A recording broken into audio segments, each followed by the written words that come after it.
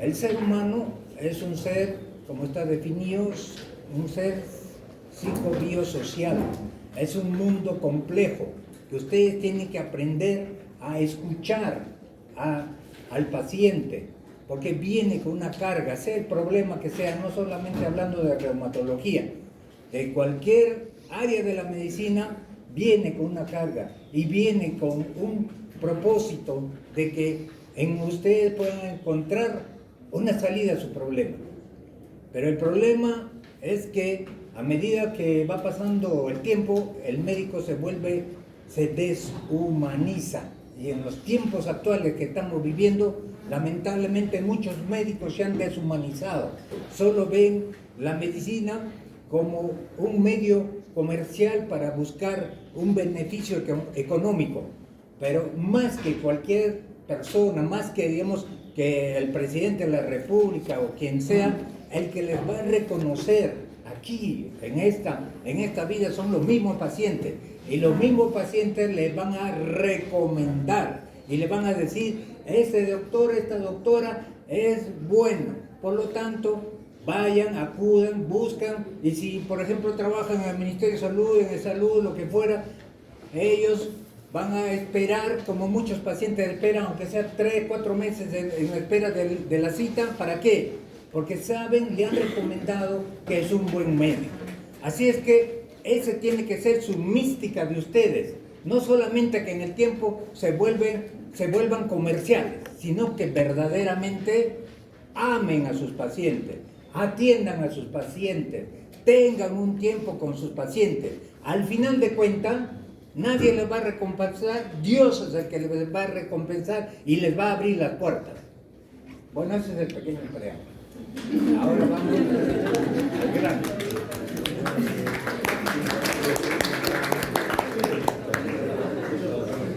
Mire, las enfermedades reumáticas, realmente hablando de las enfermedades reumáticas sistémicas, son muy complejas. Cada cual tiene sus características específicas y cada cual tiene sus criterios específicos para llegar a un diagnóstico. Muchas veces las enfermedades reumáticas no son como el libro nos dice. Puede presentarse de una manera variada, como decir así, incompleta, algunos síntomas, algunos signos, aún los exámenes auxiliares, algo que por ahí le puede estar sospechando que pueda tener el paciente, y le hacen los estudios y no hay nada concreto. Pasa el tiempo y no hay nada concreto, o simplemente cesa, desaparece y ahí quedó. O simplemente se manifiesta la enfermedad, el tipo con sus características específicas. Y en este caso vamos a hablar del síndrome de Sjögren. Como ya posiblemente han visto algunas enfermedades reumáticas, artritis, etc.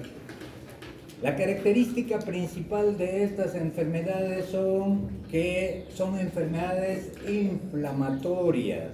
Esa es la definición.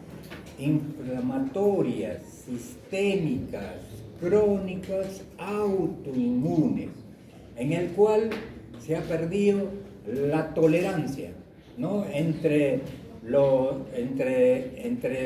los tejidos o las células que realmente deberían defendernos, han perdido la tolerancia y empiezan a atacar de diferente manera, produciendo una serie de moléculas proinflamatorias y que condicionan la destrucción. Entonces, el síndrome de Sjögren se caracteriza por ser una enfermedad crónica, inflamatoria, sistémica, que el punto blanco es las células epiteliales, las glándulas exocrinas. Es ahí el punto blanco donde esta enfermedad va a actuar y va a producir daño. Pero el síndrome de Sjögren, al igual que la artritis reumatoidea, no es solamente manifestación glandular, en este caso de glándulas exocrinas. Es también uno de sus componentes en el desarrollo de la enfermedad, va a producir manifestaciones extraglandulares.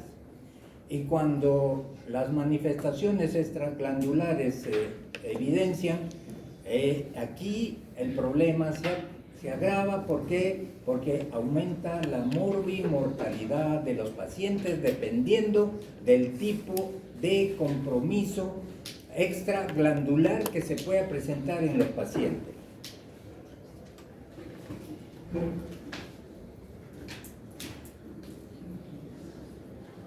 Básicamente, el síndrome de Sjögren es fundamentalmente el compromiso de glándulas exocrinas, básicamente las glándulas salivales y las glándulas, ¿qué otra glándula sería? Lacrimales, ¿no? Entonces, el punto blanco son esos, las glándulas salivales y las glándulas lacrimales. El detalle es que la saliva, al igual que las lágrimas, cumplen una función específica. Todo lo que hay en nuestro cuerpo ha sido diseñado de tal manera con un fin y un propósito. Entonces, estas glándulas, por ejemplo, las particularidades tanto de la saliva como de las lágrimas, uno sirve como lubricación, ¿no? ¿Qué otra cosa sirve? Es también, en el caso, digamos, de la saliva, cumple una función buffer, ¿no? Entonces, estabiliza el medio entre el ácido y el alcalino. Luego es antimicrobiano, tanto las lágrimas como también la saliva. Y en el caso de la saliva va a cumplir otra cosa que permita, digamos, que las papilas gustativas, ¿no? se entren en contacto con los alimentos de tal manera que podamos percibir, ¿no? El sabor, el olor, digamos, específicamente hablando. Entonces, al dañarse estas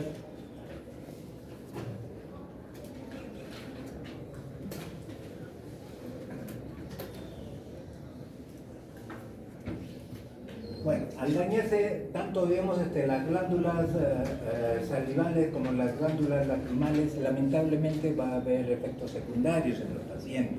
Cuando se daña, digamos, empieza a dañarse el epitelio a nivel, digamos, de las glándulas lacrimales, disminuye la cantidad de secreción lacrimal, entonces va a condicionar una serie de efectos, ¿no? El ojo rojo, sequedad ocular, daño corneal, etcétera, etcétera. Y en el caso, específicamente hablando de las glándulas salivales, lo que más se compromete son sobre todo las sublinguales y las parótidas. Y en el caso de las parótidas, inclusive es una de las características de esta enfermedad que en un 60% puede comprometerse las parótidas. Ahora, la forma de presentación no es una forma crónica persistente, es periódica.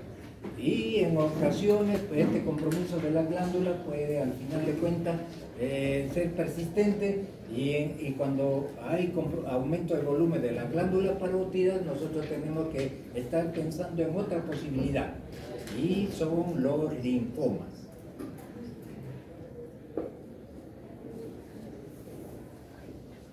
Entonces, como dijimos, es una enfermedad crónica. La característica principal es que produce sequedad ocular y esto está relacionado a queratoconjuntivitis, zika. Y cuando hay compromiso a nivel oral, se llama xerostomía. Entonces, la característica principal del síndrome de Sjögren es xeroftalmía, compromiso o queratoconjuntivitis, que es la otra expresión de la palabra, y cuando hay compromiso a nivel oral se llama xerostomía. Entonces, esa es la base fundamental del síndrome de Sjögren: xerostomía, xeroftalmía.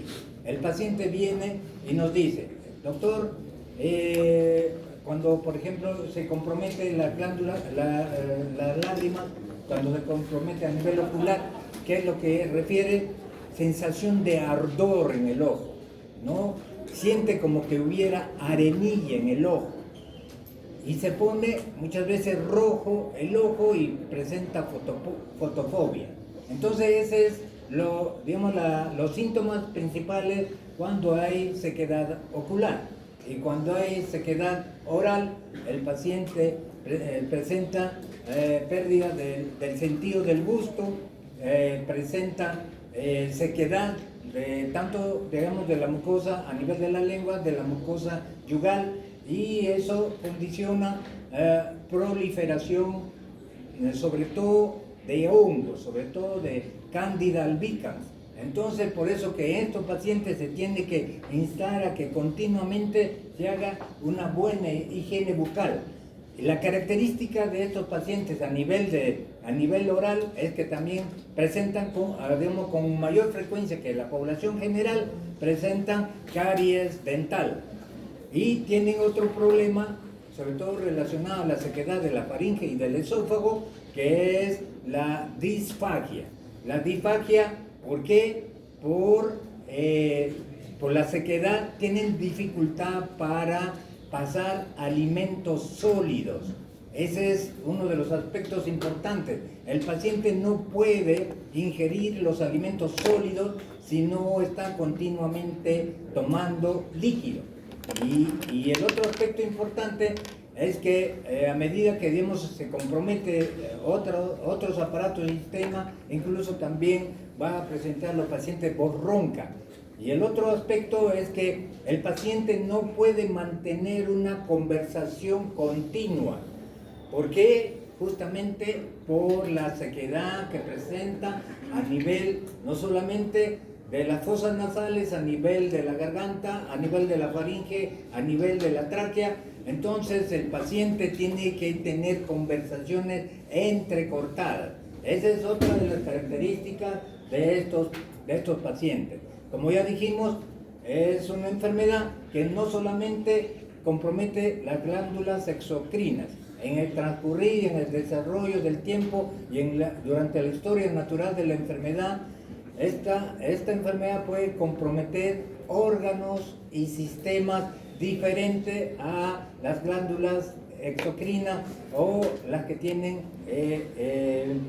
este tipo de características de epitelio. Entonces, sobre todo cuando compromete y se manifiesta como cuadros extraglandulares, puede comprometer pulmón, puede comprometer riñón, puede comprometer nervios periféricos, puede comprometer aparato digestivo, puede comprometer sistema nervioso central y periférico.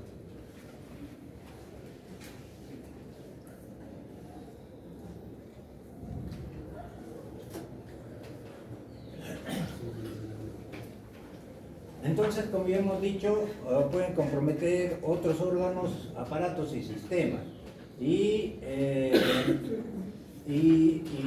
aquí el aspecto es que en términos generales se le denomina, ¿no?, como una serostomía en relación al síndrome de Sjögren. La queratoconjuntivitis es otra característica del síndrome de Sjögren, pero también hay sequedad a nivel de piel. Entonces, no es solamente serostomía, serostalmía, también hay serodermia.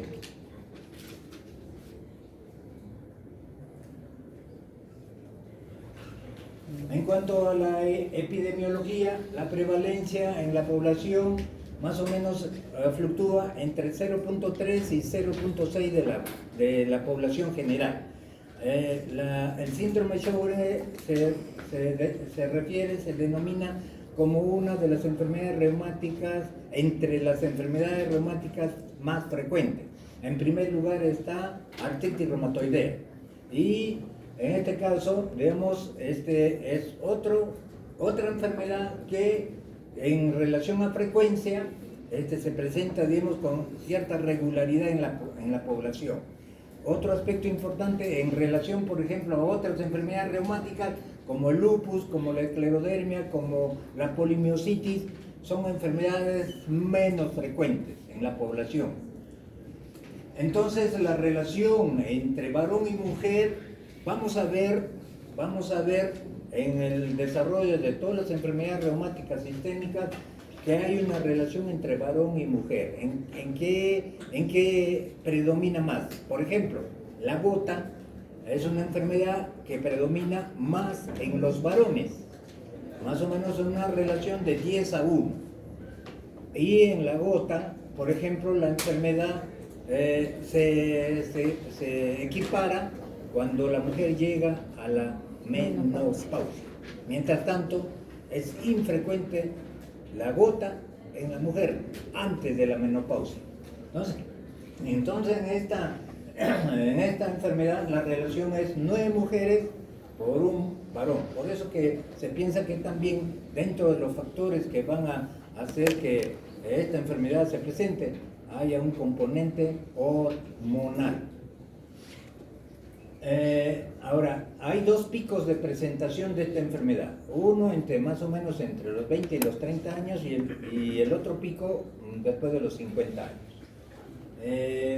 Otro aspecto importante en los aspectos epidemiológicos está relacionado a que estos pacientes se encuentran asociados a la artritis reumatoidea en un 30%. Hay estudios que dicen 15%, 20%, más o menos son 30% de los pacientes con artritis reumatoidea están asociados con síndrome de Sjögren. Y el otro aspecto, aquí también el síndrome Sjögren se presenta asociado en otras enfermedades reumáticas. Por ejemplo, en el caso del lupus, más o menos es en el 20%. Y en el caso de la esclerodermia es más o menos en el 8% de casos se asocia con estas enfermedades. Otro aspecto importante también del síndrome Sjögren es que tiene bastante relación y está asociado con fibromialgia. Muchos de los síntomas que presentan estos pacientes, de los síntomas generales, ¿no? Lo presentan también, digamos, es algo semejante a la fibromialgia. Por eso que uno tiene que examinar y evaluar al paciente para de tal manera definir si realmente es los síntomas constitucionales o los síntomas generales del paciente con síndrome Sjögren o está asociado con fibromialgia. Ustedes han hecho la clase de fibromialgia, ¿no? Sí.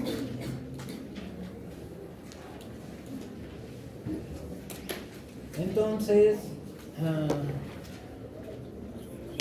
la incidencia en mujeres es 1 sobre 100 y en hombres es 1 sobre 1000. Y la prevalencia en artritis es mucho más frecuente, menos en el esclerodermia y mucho menos en el lupus. El gran problema de estos, si nosotros desde el punto de vista epidemiológico quisiéramos, digamos, hacer algunas equiparaciones, ¿no? Digamos, diferencias o digamos, algunos aspectos importantes de estas 2 enfermedades. El lupus, digamos, el riesgo de mortalidad es alto, ¿no? Si realmente no se controla. Pero en el caso del síndrome Sjögren, la morbimortalidad es semejante a la población general. O sea, el pronóstico, en otras palabras, es bueno. Pero, acá está el pero. En relación a las otras enfermedades sistémicas reumáticas, el gran problema es que estos pacientes, el riesgo de, digamos, padecer de linfoma y morir por linfoma es mayor que la población general, es mayor que todas las otras enfermedades reumáticas sistémicas. Más o menos es 16 a 44 veces mayor la posibilidad que estos pacientes en el transcurso, en el tiempo, puedan desarrollar linfoma.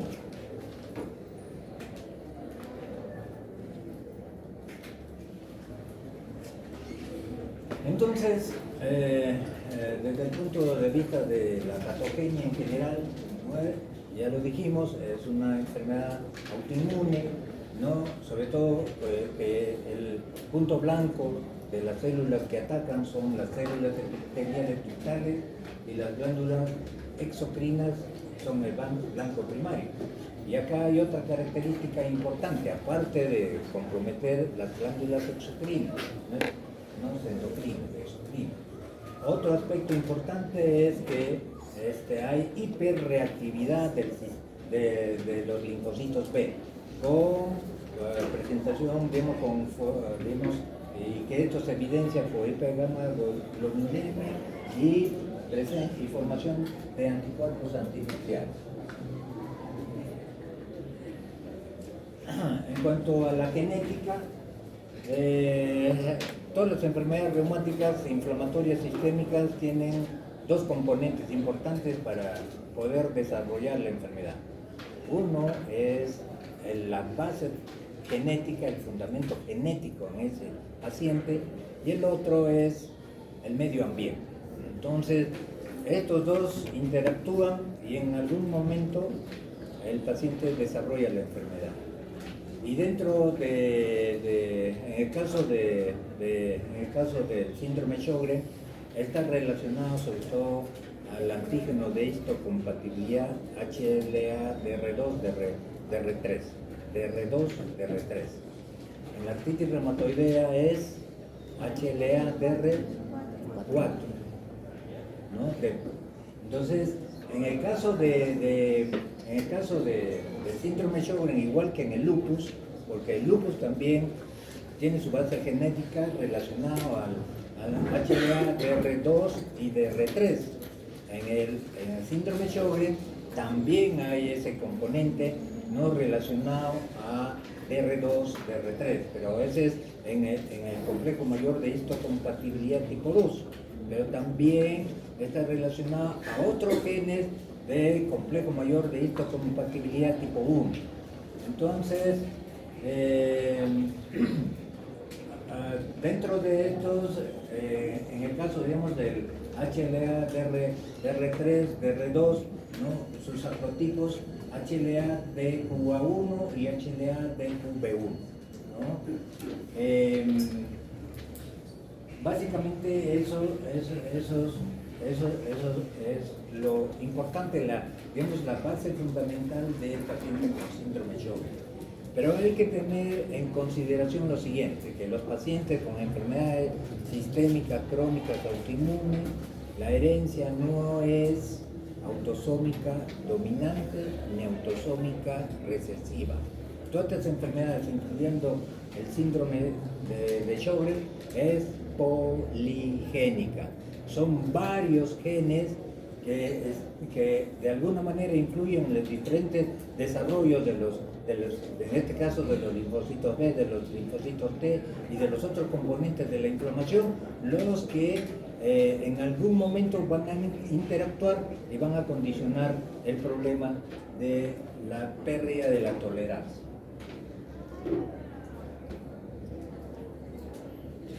Aquí tenemos otros genes, por ejemplo, se habla de STAT4. El STAT4 es un gen que, digamos, que controla, regula regula sobre todo, digamos, tanto las interleuquinas como también ciertos procesos, digamos, metabólicos de la célula. Entonces, este STAT4 también, al igual que en el caso de lupus eritematoso sistémico, también es otro factor importante para que predisponga a desarrollar la enfermedad. Y otros marcadores, ¿no? Como por ejemplo es la interleuquina, el gen de la interleuquina 12. Hay otros marcadores que estimulan el desarrollo de los linfocitos, como el BLK, el LDF1 y así otros reguladores genéticos en relación a la formación de los linfocitos B y todos los componentes para el desarrollo de la enfermedad. Bueno, aquí en esta diapositiva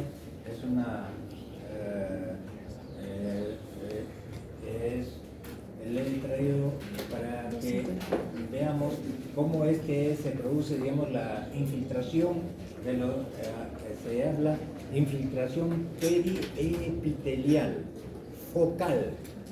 Infiltración periepitelial focal de los linfocitos a nivel de las glándulas exocrinas y que luego van condicionando pérdidas de estas glándulas exocrinas y destrucción, lo cual va a llevar a la manifestación de los síntomas y los signos de esta enfermedad. Entonces, el aspecto patogénico de la enfermedad es una alteración del reconocimiento, respuesta y regulación inmunitaria. En todos esos mecanismos entran a tallar estos genes para de una u otra manera alterar y condicionar la pérdida de la tolerancia y el desarrollo de autoinmunidad. Dijimos que dentro de los genes hay genes relacionados al complejo mayor de histocompatibilidad tipo 2, pero también hay genes relacionados al complejo mayor tipo 1 de histocompatibilidad, en este caso el B8. Ahora, en cuanto a factores externos, o sea, medioambientales, que están relacionados a ser los gatillantes de la enfermedad, tenemos, y eso está definido de acuerdo a los estudios, el grupo de los herpes, el virus de hepatitis C, el virus de hepatitis B, el parvovirus B19, enterovirus, retrovirus, luego, y el otro es el virus de Epstein-Barr.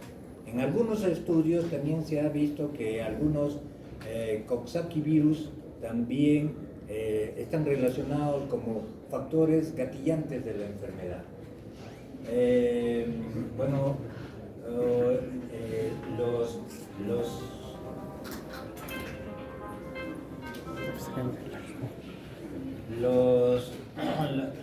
Los antígenos específicos donde actúan estos anticuerpos están relacionados a la riboglucoproteína, RO, fodrinas y acoporina.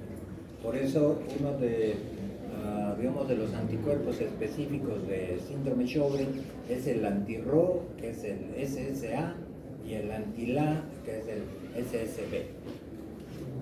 Entonces, se incrementa la estimulación de los linfocitos B para que produzcan los anticuerpos y destrucción glandular. Bueno, esto es algo parecido.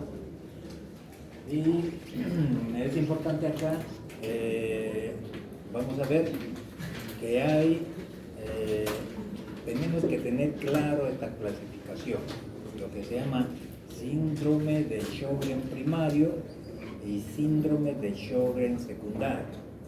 El síndrome de Sjögren primario es que no hay ninguna relación o asociación con alguna otra enfermedad que ya hemos referido, ¿no? Por ejemplo, lupus, esclerodermia, también pacientes con polimiositis también pueden presentar asociado síndrome Sjögren o artritis reumatoidea, que es lo más frecuente. Entonces, si no hay ninguna asociación con ninguna otra enfermedad reumática definida, entonces se refiere síndrome de Sjögren primario.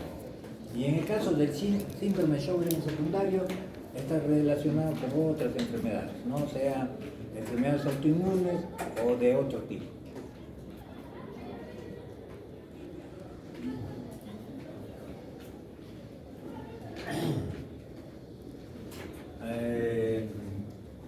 En cuanto, digamos, a los criterios de clasificación de la enfermedad, esto ha variado en el tiempo, ¿no?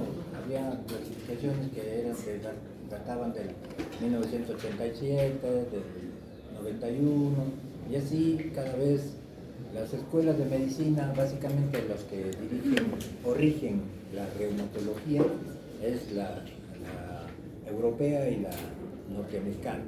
Muchas veces entre ellos no aceptan una cosa y el otro no acepta esto, pero en los últimos tiempos han empezado a realmente hacer consenso. Entonces, para definir lo que ellos tienen y lo que el otro grupo tiene de estudio, y entonces hacer algo más claro y más definido para orientarles. Nosotros simplemente seguíamos seguimos las guías de manejo, diagnóstico, tratamiento de las enfermedades reumáticas de acuerdo a eso. No es que el reumatólogo hace lo que le parece, yo creo así, el otro reumatólogo hace de esta manera, no. Nosotros seguimos guías y entonces de acuerdo a esas guías hacemos el diagnóstico, hacemos el tratamiento. Por eso que muchas veces los pacientes dicen, ¿no? Lamentablemente en reumatología se tiene que usar muchos medicamentos, ese es el gran problema. Entonces cuando salen del consultorio, salen con su bolsa llena de medicamentos. Y es cierto, ¿no? Cualquiera también se aburre, ¿no? Tanta pastilla y ya se cansa encima. Si tienen otros problemas y los pacientes reumáticos no solo son reumáticos, tienen problemas psicológicos, tienen problemas de diabetes, de esto, de tiroides, etc. Entonces al final es un conglomerado de medicamentos. Y entonces los pacientes preguntan, ¿no hay alguna pastillita que puede resumir todo? Entonces no existe, ¿no? Y en eso tenemos que, de acuerdo a lo que está establecido, damos el tratamiento. Entonces, por ejemplo, estos son puntajes de histología que demuestra cianodenitis linfocítica focal con puntuaciones de focos para decir que realmente, digamos, ese estudio histológico está relacionado al síndrome de Sjögren, por lo menos debe ser mayor de 1. 2 focos. ¿Qué significa foco? Es, digamos, el estudio que se hace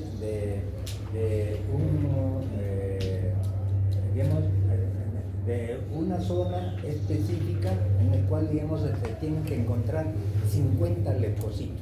Si se encuentran 50 leucocitos, entonces eso se habla de foco, o sea, es un foco. Y eso está relacionado al síndrome de Sjögren. Entonces, otro de los aspectos relacionados para el diagnóstico es la presencia de anticuerpos antirrojo o anti-LA, pero estos anticuerpos solamente se presentan entre 30 y 60% de los pacientes. Entonces, y los otros 40 se quedaron sin diagnóstico. Entonces, por eso que hay que ver los otros criterios, ¿no? Luego, puntuación de tinción ocular, ¿no? Mayor de 5, usando, estos son colorantes que los oftalmólogos utilizan para ver realmente el grado de daño que hay, digamos, por la sequedad, ¿no? Verde de lisamina, fluoresceína o rosa de bengala. Rosa de bengala era uno de los colorantes, digamos, que normalmente se utilizaba, pero ahora, como todo avanza en medicina, entonces ahora se añaden el verde de lisamina y la fluoresceína. Entonces, tiene que ser una puntuación mayor o igual a 4. La prueba de Schimmer es una tira de papel de 30 milímetros, se pone en el ángulo del ojo y durante 5 minutos se espera ver cuánto humedece. Si humedece menos de 5 para abajo, ¿no? De 5 para menos de 5, es la prueba, la confirmación de que realmente hay sequedad, donde estamos frente a una xeroftalmía. Flujo central total con estimulación menor a 0.1 mililitros por minuto. Esto se hace el estudio con gamografía, ¿no? De glándulas salivales. La regla para clasificarlo, para clasificarse con el síndrome de Sjögren primario y muestran al menos un síntoma de sequedad ocular o bucal y una puntuación total de 4 o más de los enumerados de los 5, ¿no? Entonces, los criterios de exclusión, antecedentes de radioterapia, de cabeza y cuello, hepatitis C activa, SIDA, sarcoidosis, amyloidosis, enfermedad injerto contra el huésped. Estos son por favor, si van a atender, si van a estar distraídos, tienen la puerta abierta. Estos son en realidad relacionados a síndrome de Sjögren secundario.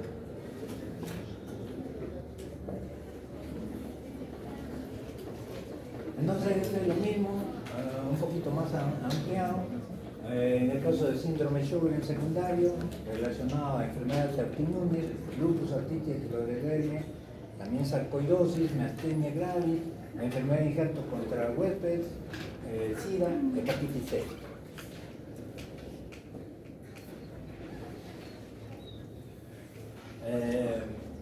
Bueno, también hay otras enfermedades como la dermatomiositis, polimiositis, enfermedad mixta de tejido conjuntivo, policondritis recidivante, tiroiditis, la diabetes mellitus tipo 1, ¿no? Cirrosis biliar primaria.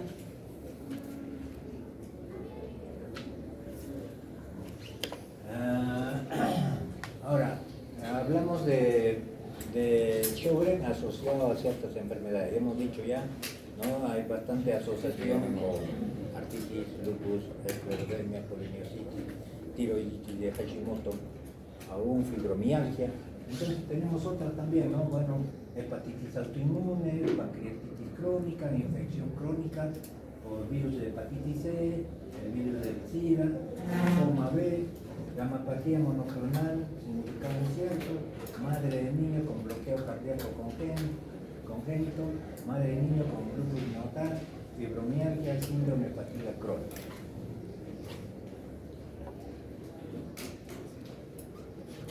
En cuanto a las manifestaciones clínicas, como dijimos al inicio, todas las enfermedades reumáticas, la mayoría, sobre todo dependiendo de la forma de evolución, inician con síntomas generales, unas más que otras. Por ejemplo, si han hecho artritis reumatoidea, por ejemplo, de los 3 tipos de presentación de la artritis, que es insidiosa, aguda o intermedia, entonces siempre en uno más prevalece los síntomas generales.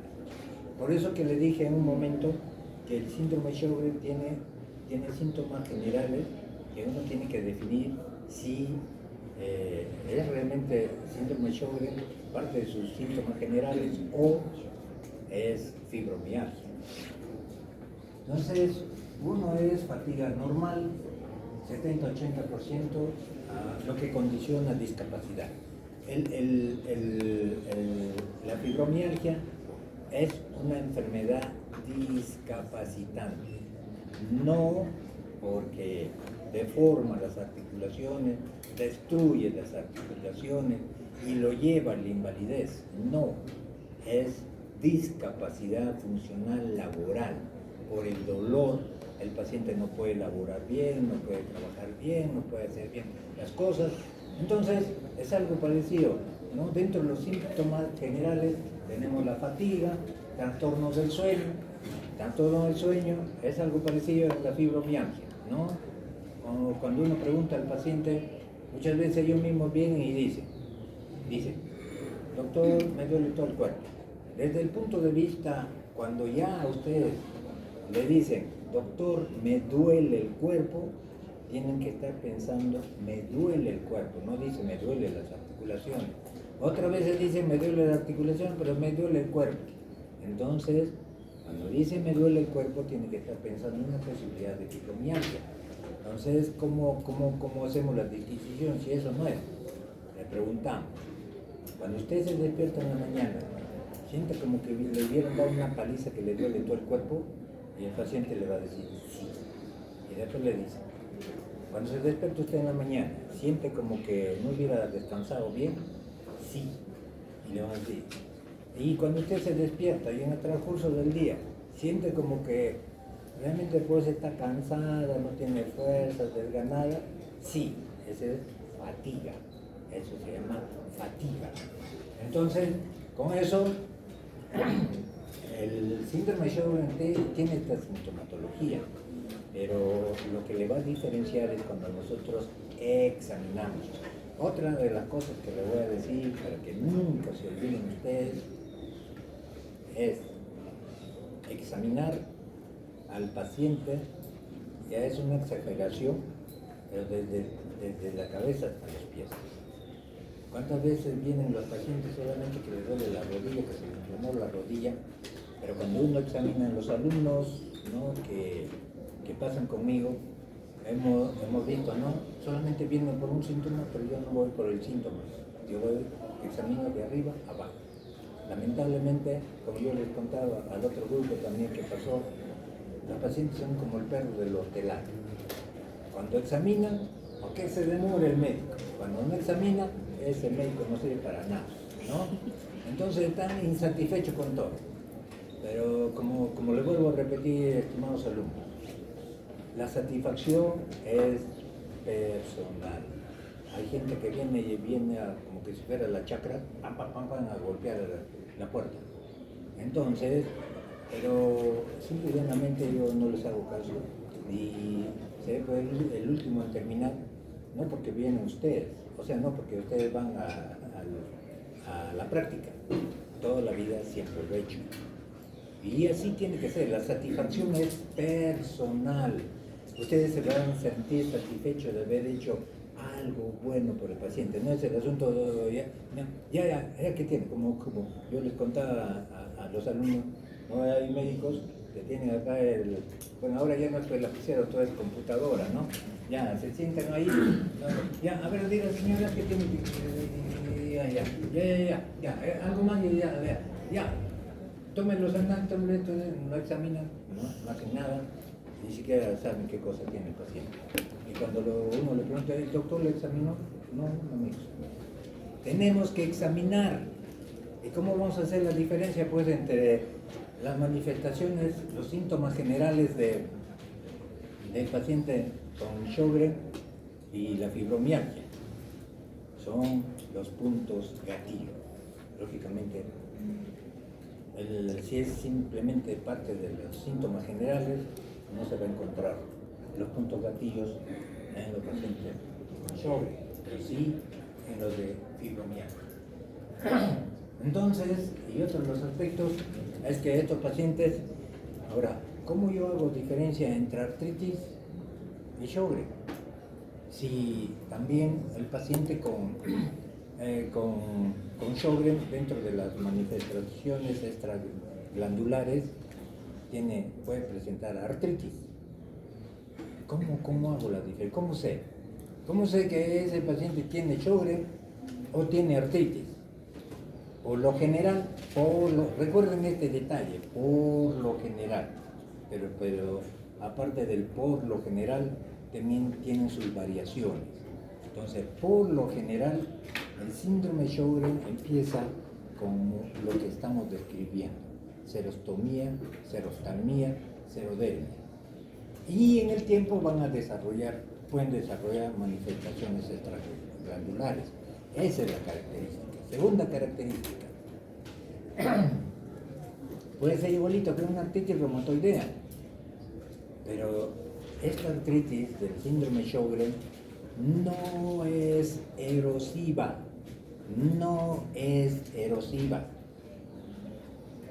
Ahora el otro, para complicar toda la historia, es que el factor reumatoideo en el 70% de los pacientes con Sjögren es positivo. Y ahora, ¿cómo nos hacemos? Entonces, aquí hay otro detalle, pero eso es uno lo que digamos, en los años de experiencia de desarrollar la especialidad uno aprende. Normalmente se habla de factor reumatoideo positivo, débil y fuerte. Débil es, digamos, más o menos, lo normal es 14, bueno, puede ser 18, 20, 30, 40, etc. Pero para dar confirmación de que realmente estamos frente a un paciente con artritis reumatoidea, tiene que ser de 80 para arriba. Cuanto más positivo, definitivamente este es un paciente con artritis reumatoidea. Entonces ese es otro de los detalles con el cual nosotros podemos hacer la diferencia. Pero, como vuelvo a repetir, ese pero está relacionado también a que muchas veces el síndrome Sjögren empieza con compromiso articular. Entonces, podemos hacer la diferencia a través de si es erosiva, no es erosiva, y depende cómo es el factor reumatoideo, ¿ya? Y bueno, puede haber fiebre, como todos los síntomas generales de todas las enfermedades reumáticas, ¿no? Al inicio pueden tener fiebre y no son algo específico, no es de una característica específica, y luego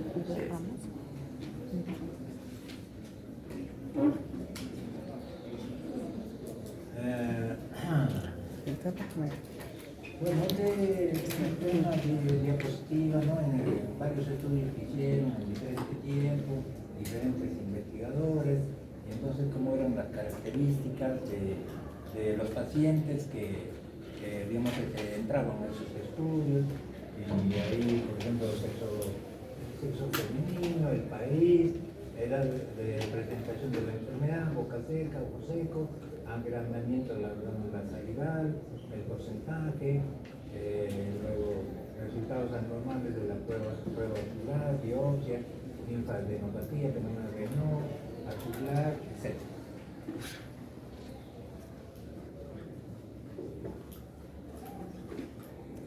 Otro detalle, y hoy día justo vimos con el grupo de los alumnos un caso muy interesante. Es un caso de una paciente que aparentemente ella más antes de la pandemia la veía, pero que tenía un diagnóstico específico, osteoporosis y artrosis. Pero más o menos en el lapso del tiempo de la pandemia se manifestó problemas de disnea, dificultad respiratoria pequeños a medianos esfuerzos, y fue particular, y al final hicieron un diagnóstico de neumonitis intersticial, solo neumonitis intersticial. Y entonces por ahí algún colega reumatólogo le hizo unos estudios. Por eso les vuelvo a repetir, estimados alumnos, para que nunca se olviden. Como yo le dije a los alumnos del grupo de hoy día, una golondrina no hace el verano, es una canción, ¿no? Entonces acuérdense de esa canción, una golondrina no hace el verano. Cuando nos dejamos impresionar por algún examen auxiliar, recuerden que es examen auxiliar. Cuando nos dejamos impresionar por un examen auxiliar, estamos perdidos. Y vamos a dar un diagnóstico que no es. Entonces, le vio, bueno, un colega reumatólogo, le hizo varios análisis y todo. Salía anticuerpo antinuclear, moteado no sé cuánto, 1/400, y pero había otros estudios, lo que se llaman los anticuerpos específicos por cada enfermedad, cuando era negativo, y después otra cosa más por ahí, ¿no? El complemento normal y otras situaciones, velocidad, el tolerancia creatinina, la función renal y todo. Entonces, el colega le dijo que tenía lupus, y le estaba dando para lupus. Y yo lo miré, yo dije, esto no es lupus. Primero, complemento está normal, C3, C4. Segundo, los anticuerpos específicos, anti-RO, anti-LA, anti-SM, anti-RNP, etc., son normales. Más bien tenía anticuerpos relacionados pero era leve, a miopatía. Y el colega solo se impresionó por el asunto del anticuerpo antinuclear positivo. Recuerden, todas las enfermedades reumáticas y todas las enfermedades en general tienen criterios. No es que me voy a dejar impresionar, ya es anticuerpo de lupus, no. Tienen criterios. Yo le preguntaba si tenía fotosensibilidad, no hay nada de eso. Entonces, pero ¿a qué iba? Iba lo siguiente, esa paciente ha debutado con un problema pulmonar de una neumonitis intersticial. Entonces el neumólogo le vio, le ha dado tratamiento, pero cuando uno ve un problema pulmonar de tipo neumonitis intersticial, el médico, en este caso el reumatólogo, tiene que prendérsele el foquito. ¿Qué enfermedades dan neumonitis intersticial? ¿Cómo forma de inicio de esa enfermedad? Síndrome Sjögren puede empezar como una neumonitis intersticial. Lupus puede empezar como como una neumonitis intersticial. Polimiositis puede empezar como una neumonitis intersticial.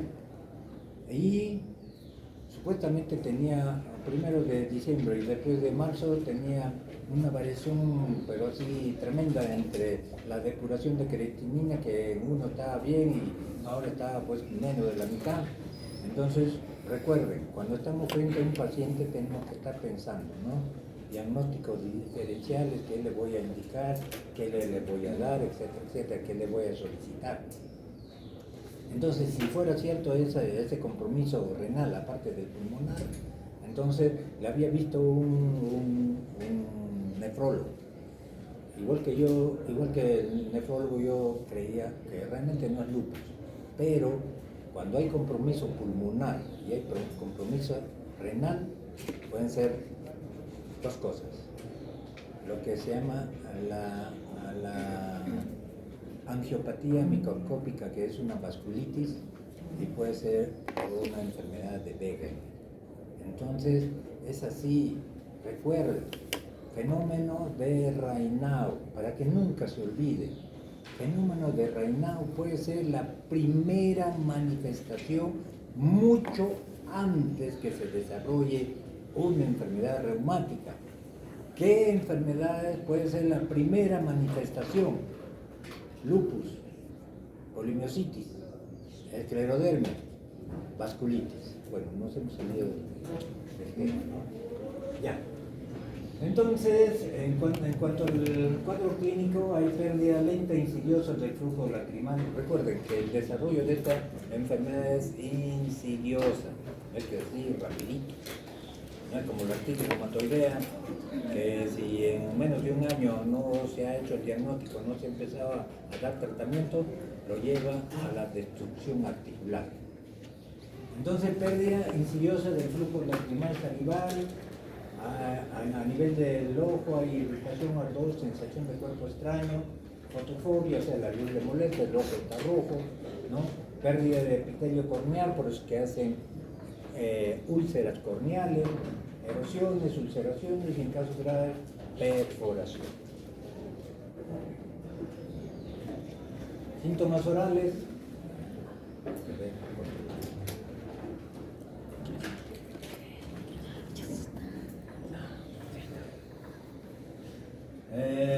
Síntomas orales, sensación de ardor, ¿no? En la boca, disfagia, lesiones lineales, hay una alteración de la lengua, se vuelve una lengua geográfica, seca, ¿no? Con hendiduras, dolorosa, ya no siente sabor, ¿no?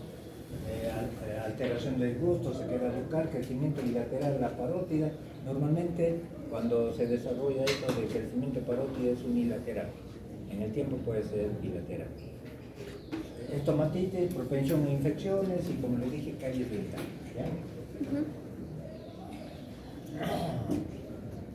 Bueno, esta sequedad de nariz, la sequedad de las vías respiratorias superiores, como decir así, puede condicionar epistaxis y también sinusitis crónica. Puede haber laringe, otitis media recurrente, traqueobronquitis o neumonía, mucosa vaginal. O sea, esta enfermedad ataca todo donde haya epitelio. Entonces, le destruye también la mucosa a nivel vaginal y le va a condicionar en la mujer dispareo, ¿no? Puede haber atrachia, sinovitis activa, ya eso ya. Entonces, ya también. Bueno, por ejemplo, esta es una fotografía, ¿no? Miren la lengua, ¿no? Geográfica, miren, todo seca, roja, depapilada, caries dental.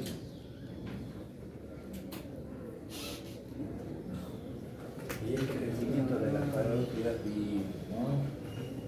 En ambos lados. Bilateral. Parotidia. La tumefacción parotidia, ¿no? Puede presentar forma aguda o crónica, pero por lo general es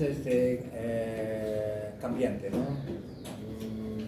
Hay periodos en que se presenta, desaparece, otras veces se vuelve crónico, ¿no?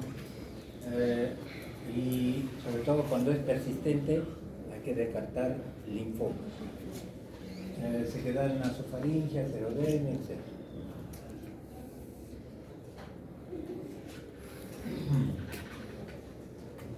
Causas de agrandamiento de glándula parótida, por ejemplo, acá, infecciones virales, paropteritis, virus de Epstein-Barr, hepatitis C, inmunodeficiencia de SIDA, bacteriana, paropteritis, supurativa aguda, tuberculosis, hongos. Entonces, no es que todo lo que digamos, está incrementado el tamaño, en este caso, tiene que ser específicamente Sjögren, ¿no? Entonces, inflamatoria, enfermedad por inmunoglobulina G4, la parotiditis alérgica, parotiditis recurrente, la diabetes también puede producir agrandamiento de las glándulas, bulimia, alcoholismo, con enfermedad hepática, hiperproteinemia, linfoma, leucemia, tumor de Wartburg, sarcoidosis, también puede producir aumento del volumen de la glándula de la parótida, iatrogénica, radioterapia. Bueno, eso es lo que les decía, ¿no? La prueba de Schindler, una tira de papel de 30 milímetros y si solamente humedece menos de 5, estamos confirmando que realmente pues tiene que ser ¿ya? Parece que le hubieran hecho Bueno, ahí también hay agrandamiento de las glándulas maxilares. Estos son los estudios que les decía, ¿no? Con fluoresceína y la otra. Esto es para verificar si hay daño en el epitelio corneal, lo mismo el daño del epitelio corneal y conjuntival. Miren eso. Estos pacientes se caracterizan por caries a granel, ¿no? Como dijo César Acuña, tienen plata como cancha, pero estos tienen caries como cancha, ¿no? Entonces, realmente, por eso es que el paciente tiene que estar continuamente haciéndose buena higiene bucal y hacerse enjuague con bicarbonato de sodio, ¿ya? Manifestaciones estas glandulares se presentan sobre todo 30% de los pacientes con síndrome de Sjögren primario y en menor medida en secundario. Las características son artromialgias o artritis no erosiva. Esa es la característica, no erosiva. Enfermedad pulmonar intersticial difusa, a nivel renal, nefritis. Lo más frecuente es nefritis intersticial, menos frecuente glomerulonefritis. Afección del sistema nervioso periférico central, fenómeno Raynaud en 30%. Mayor incidencia en linfoma, ya dijimos que uno de los grandes problemas de los pacientes con síndrome de Sjögren es que, así como la artritis reumatoidea, el riesgo de morbimortalidad está relacionado a enfermedad cardiovascular. En Sjögren, el riesgo de morbimortalidad por linfoma no Hodgkin es alto.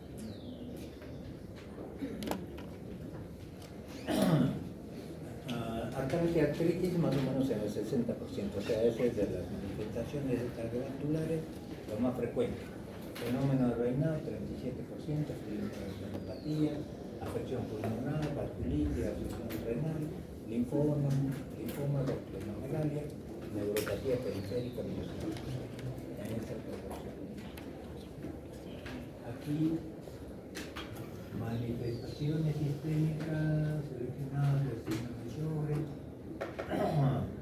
nefritis tubulointersticial, en el caso, por ejemplo, de neurológico periférico, neuromielitis óptica, enfermedad de sustancia blanca, cutánea vasculitis, lupus cutáneo cutáneo subagudo, o sea, lupus light, lo que se llama. El síndrome de Sjögren puede producir lupus light parecido al lupus subcutáneo subagudo. Luego el eritema anular es otra de las lesiones que producen a nivel de la piel. Luego endocrino, asociación con tiroiditis autoinmune, o sea, de Hashimoto. Hepática, asociación con cirrosis biliar primaria, hepatitis autoinmune, vasculitis pulmonar, enfermedad vía respiratoria, bronquiolitis obliterante, bronquiectasias, o sea, de todo. Hematológica puede producir también leucopenia, anemia, trombocitopenia tipo lupus, ¿no? Hipergamaglobulinemia, crioglobulinemia, gamapatía monoclonal. Por ejemplo, este es un paciente con síndrome de Sjögren y compromiso a nivel de piel vasculitis, con lesiones purpúricas.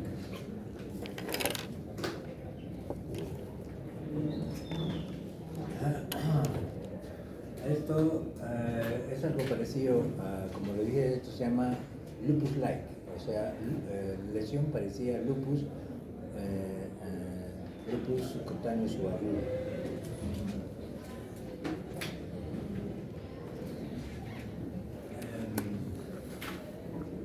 En cuanto al compromiso neurológico, por ejemplo, neuropsicológico, compromiso cognitivo, depresión, ansiedad, alteración del sueño, sistema nervioso central, puede producir neuropatía óptica, meningitis aséptica recurrente, crisis epiléptica, migraña, síndrome cerebeloso, hereditario, eventos cerebrovasculares, síndrome neuromotora, mielitis transversa, mielopatía progresiva similar a esclerosis múltiple, o sea, este también da un cuadro parecido, semejante a esclerosis múltiple.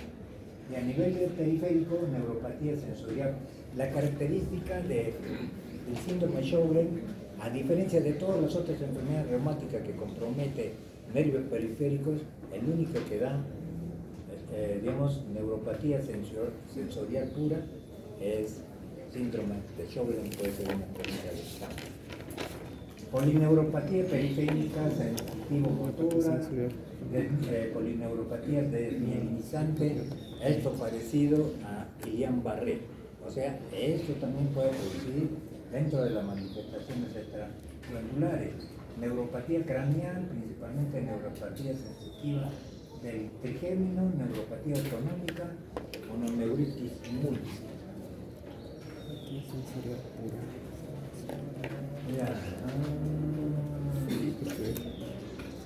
Aparato respiratorio, rinitis atrófica, pterotráquea.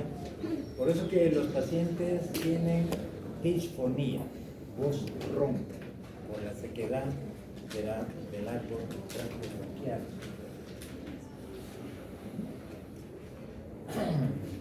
Manifestaciones pulmonares, grandes síntomas secos, ¿no? Puede presentar, una enfermedad pulmonar intersticial, daño intersticial con quistes, bulas y nódulos pulmonares. Recuerden, la artritis reumatoidea también produce nódulos pulmonares. Nódulo pulmonar, artritis reumatoidea, más silicosis, ¿cómo se llama? Ya se me ha enseñado.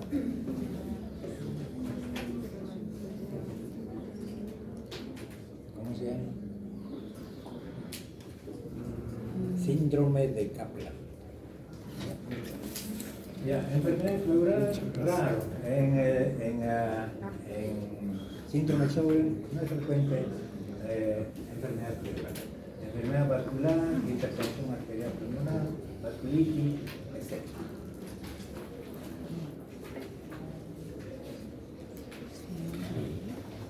Bueno, ese es un resumen. Nefritis intersticial con acidosis tubular, esa es la característica del síndrome de Sjögren, fue en menos frecuencia producir gastritis atrófica. Una de las características principales a nivel de compromiso gástrico de síndrome Sjögren. Puede haber también asociación con enfermedades cardíacas y pancreatitis autoinmune. Y cardíacas, como pericarditis subclínica, en realidad no hay mucho compromiso cardíaco.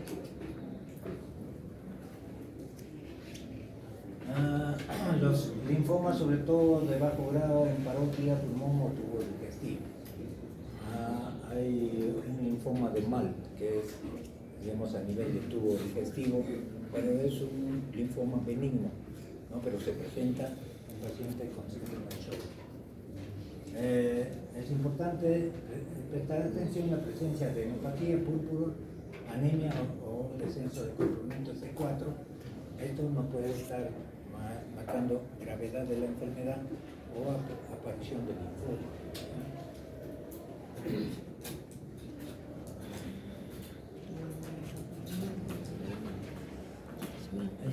Bueno, todo esto es como un resumen: púrpura palpable, nódulos, histocalio, vasculitis, reumática, hematológica, etc.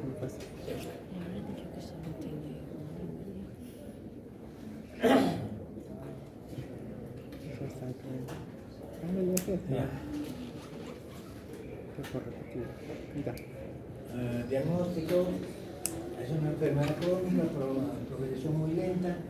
Importante en el diagnóstico es mejorar el fin y el propósito, mejorar calidad de vida y prevenir y percibir la aparición de complicaciones. Ese es el fin de la relación médico-paciente, a donde vamos a llegar. El diagnóstico es historia clínica, exploración minuciosa, análisis de laboratorio, biopsias, análisis sanguíneo, pruebas específicas, resonancia magnética, parótida, radiografía, revesímetro, procedimientos, etc. Criterio de clasificación de síndrome de Sjögren, el anécdotas, reumatismo y Liver Again reumatismo del 2016. Entonces, todo esto es para digamos, definir si estamos en un paciente con Sjögren. Estos son criterios para solicitar biopsia, cuándo pedir, cuándo no pedir. Eso es criterio de clasificación. Bueno, no voy a decir.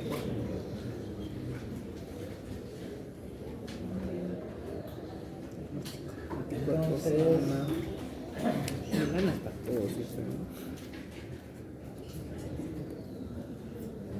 la síndrome de Sjögren, diagnóstico anticuerpos, como dijimos, anticuerpos antinucleares, 95% de los pacientes tienen anticuerpos antinucleares. Factor reumatoideo, como les dije, tiene normalmente el factor reumatoideo en artritis reumatoidea. ¿Cuánto es el porcentaje, de acuerdo, de positividad? El factor reumatoideo hasta 80%, o sea, casi parecido, ¿no? 75%, pero recuerden que esto es factor reumatoideo a títulos bajos, débiles. El anti-RO en el 56%, anti-LA en el 30%. Es importante la prueba de Schimmer, que ya les expliqué cómo era. Tinción de rosa de bengala o la fluorosteína y el otro que dijimos. Biopsia de glándula salivar menor, básicamente se hace la sublingual. Bueno, eso ya lo dijimos. Menos de 5 minutos de milímetros de humedad, generalmente indica la presencia de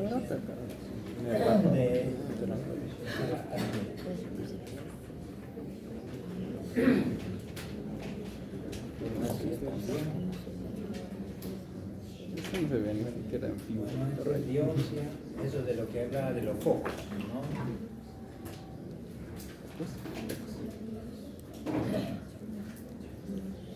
Entonces, esquema diagnóstico para el síndrome de Sjögren, historia clínica, buena historia clínica, recuerden un detalle. En la vida del médico todo depende de la historia clínica. buena filiación, antecedentes,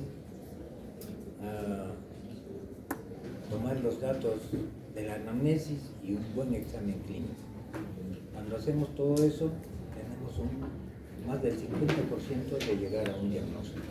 Como yo les decía a los alumnos, muchas veces a medida que uno va pasando en el tiempo, solo mirando, ya uno más o menos puede decir qué cosa tiene el paciente. Ellos, por ejemplo, normalmente ustedes miran y no ven nada, ¿no? Pero por eso les repito, alumnos, no solamente acá voy a venirles a dar clases de reumatología, sino estilo de vida y para que ustedes nunca se olviden. Tienen que aprender a agudizar sus sentidos, ojito, no pestaña, ceja, ¿no? Ojito, manos. Y ahora, es cierto, casi nosotros no mucho ocultamos, pero otra vez ocultamos. Pero ahí está el kit del detalle.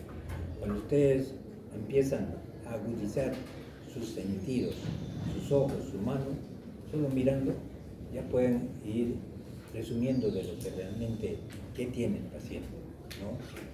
Entonces, bueno, que las pruebas, símeros, fecal, etc., ¿no? Menos de 2 criterios, síndrome seco. Menos de 2 igual. Mayor de 4 o igual criterios, síndrome shock. Si tuviera 3 criterios, hay que pedirle biopsia. Si es positivo, síndrome shock. Si es negativo, un síndrome shock.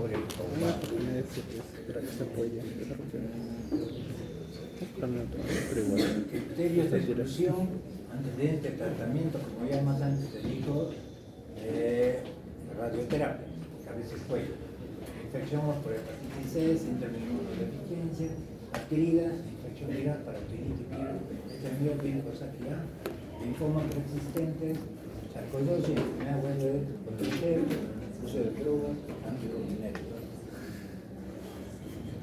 Diagnóstico diferencial, múltiples factores. Acá, recuerden, uno de los diagnósticos diferenciales, más que todo lo que es seco, significa Sjögren.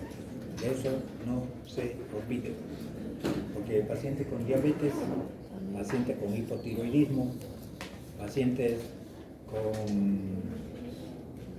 otras enfermedades, la edad, digamos, de mucha exposición, digamos, al aire, etcétera, o también eso de que estamos tanto tiempo metidos en la computadora, también eso influye para disminuir la secreción lacrimal. Entonces, recuerden, no todo lo que vean seco quiere decir síndrome shock, es un resumen. Tienen que verificar los otros antecedentes. Muchas veces los pacientes tienen diabetes y no era que tenía síndrome Sjögren, todo es normal.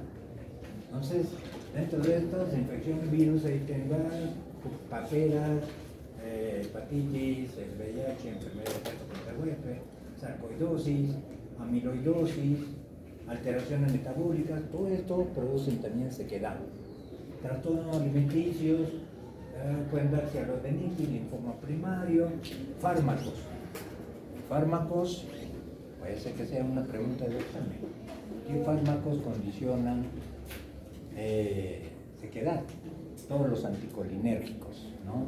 Anticolinérgicos, atropina, escopolamina, medicamentos simpático-miméticos, efedrina, las benzodiazepinas, inhibidores de la recaptación de serotonina como antiepilina, los antidepresivos tricíclicos, tiazinas, antihistamínicos, nicotina, opioides, agonistas, alfa como terosocina, prozocina, alfa agonistas, clonidina, beta bloqueadores, atenolol, propanolol y vivex.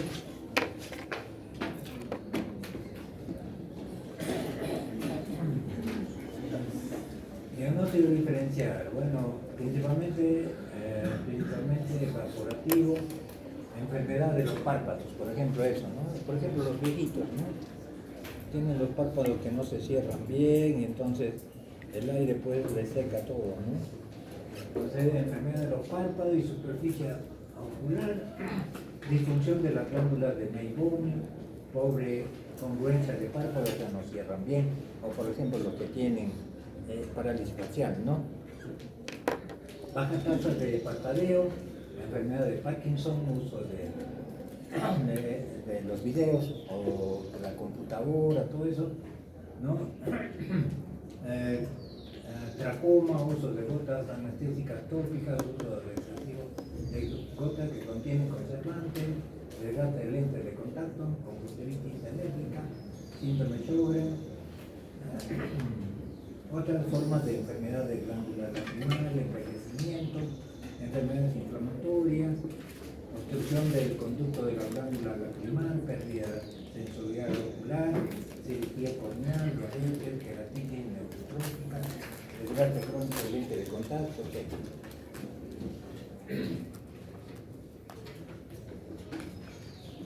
Y esto, bueno, por ejemplo, esto de la enfermedad de ingesto contra huésped crónica, fármacos sistémicos, evaporación excesiva de agua por la superficie ocular, ¿no?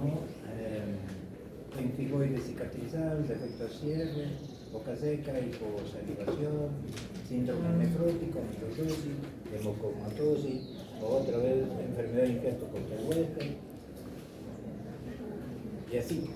Enfermedad de plasma multicéntrico, diabetes, alcoholismo, tumores, linfoma primario, linfocitos B, linfoma primario, linfocitos T, obstrucción del conducto por cálculos, sarcoidosis, amiloidosis, ¿no? Bacterias gonocócicas, sífilis, tracoma, viral, mononucleosis, hepatitis microbacterial, tuberculosis, etc. ¿no? Neoplasias, hipersensibilidad, exceso de consumo de etanol. Incluso yo para los conflictos. Bueno, eso ya lo hemos visto, enfermedades que son asociadas a síndrome de Sjögren, fascitis física, amiloidosis, hiperdermolisis tóxica, enfermedad de injertos, mononucleosis infecciosa, enfermedad celíaca, enfermedad radial, el adulto, lupus, algunas drogas, bisulfán, prostolol, fenilcosazona, penicillamina, quimioterapia. Y así.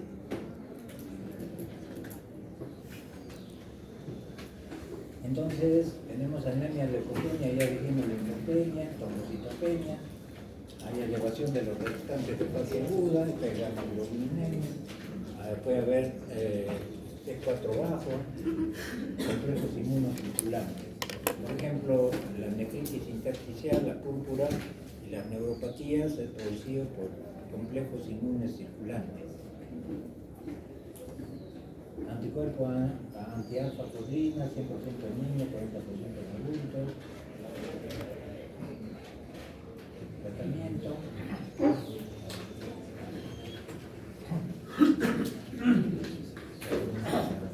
Lo importante es eliminar los síntomas, limitar el daño producido por el complejo seco. Serostomía, queratoconjuntivitis, no tiene cura, pero el tratamiento es adecuado y ayuda a aliviar los síntomas. Eso es lo más importante. El tratamiento puede ser paliativo o farmacológico. Paliativo solamente para las manifestaciones glandulares y farmacológico dirigido a la afección sistémica. En caso, realmente el síndrome de Sjögren no tiene específico, hablando de serostomía, seroftalmia, serodermia, no hay tratamiento, solo es sintomático. Solamente se da tratamiento específico para las manifestaciones extraglandulares que pueden comprometer la vida del paciente.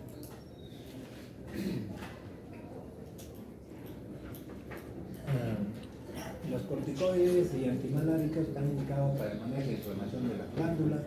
Los inmunosupresores se usan para manejo de las complicaciones extraglandulares, vender anticuerpos, belimumab, briovacer contra el corticoide, inhibición de actividad y causar el desarrollo celular, etc.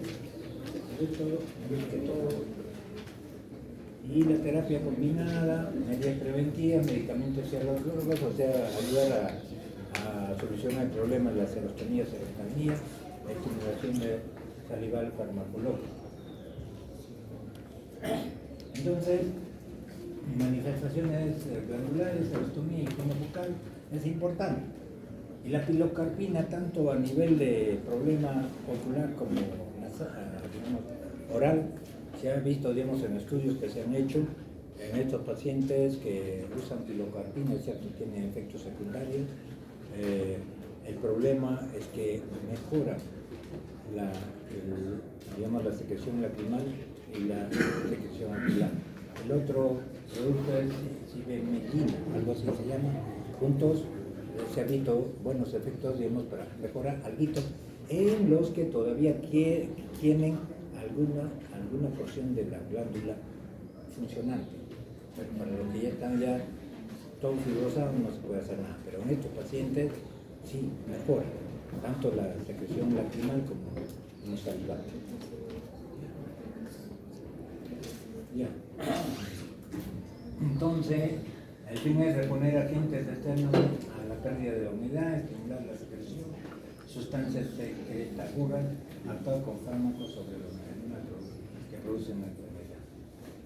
Evitar, bueno, todo lo que hemos visto, todo aquello que produce sequedad. Buena higiene oral, visita periódica de odontólogo, por lo menos siquiera cada 6 meses tiene que ir al odontólogo. Y en caso de las mujeres, por el asunto de sequedad vaginal, al año por lo menos debe. Bueno, esos son algunos, digamos, de las soluciones que se utilizan para la sequedad nasal vaginal. Bueno, estas son algunas cosas que se hacen: bloqueo del conducto lacrimal, epífora. Esto tiene algunos efectos secundarios, ¿no? Pero eso ya lo hace más el oftalmólogo. Salivas artificiales para los pacientes con serostomía, agua a menudo. También hay lágrimas naturales, ¿no? Artificiales. Chicles, en este caso para los pacientes que tienen síndrome Sjögren, tienen que ser chicles o caramelos sin azúcar. ¿Para qué los chicles y los caramelos sin azúcar? Para que le estimule la secreción, para que algo que le queda de glándula pueda funcionar. ¿Ya? La pilocarpina 5 miligramos 4 veces al día. Bálsamo labial de aceite, cápsulas de gel de vitamina E, lo muerden y entonces nos hacen como en 4. El dentista debe revisar cada 6 meses. Si hay candidiasis, darle tratamiento. Ya, eso igual de la perforación de la parotía, aplicar calor local húmedo, tratar sobre infección, antibióticos, analgésicos, si persiste, trabajo el linfo. Ya, bueno, estos son para fluidificantes, estos son digamos, lo que se utiliza para la sequedad ocular, la artritis, acidosis tubular, solución de sodio oral, vasculitis, los corticoides, medicamentos inmunosupresores, ¿no? Atenomel-Reinón y feripino con ácido acetilsalicílico.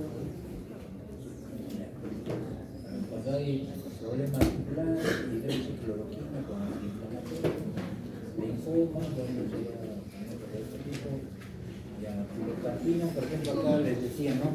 78% de los pacientes presentan mejoría de sequedad oral, 66% de la sequedad ocular, 52% de la sequedad dermatológica. Muy importante para estos pacientes no fumar, hacer ejercicio con regularidad y actividad. Bueno, estas son otras cosas más sobre si tuviera algún problema, parótida, pérdida de audición, afección pulmonar, etc. Bueno, eso prácticamente ya tratamiento de especialista. Ahora hay medicamentos, digamos, cuando hay compromiso de neumonitis intersticial, o compromiso de riñón, o compromiso del sistema nervioso central que puede afectar, digamos, comprometer la vida del paciente. Entonces lo que se utiliza es el rituximab, Y ya lo último ha salido esto del Belinumab. Complicaciones, úlcera corneal, vasculitis, linfoma,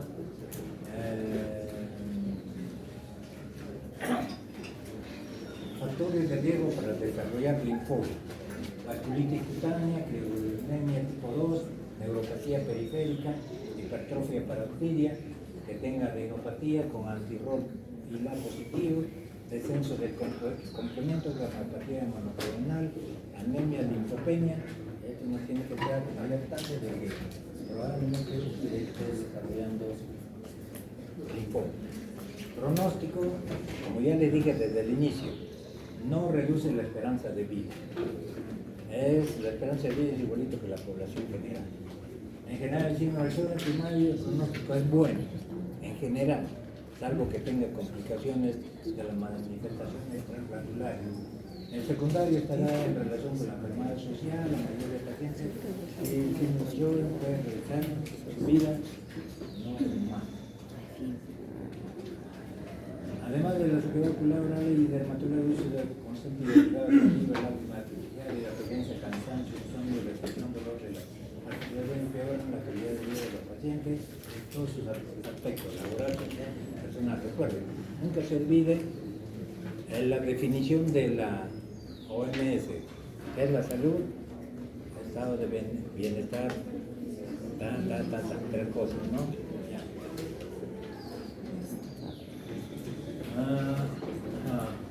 ¿Cuándo derivar? Todos los casos sospechosos de síndrome Sjögren deben ser derivados al especialista para confirmar el diagnóstico. Los pacientes con enfermedad estable limitada a la superficie mucosa requerirán solamente una evaluación anual por su médico de cabecera.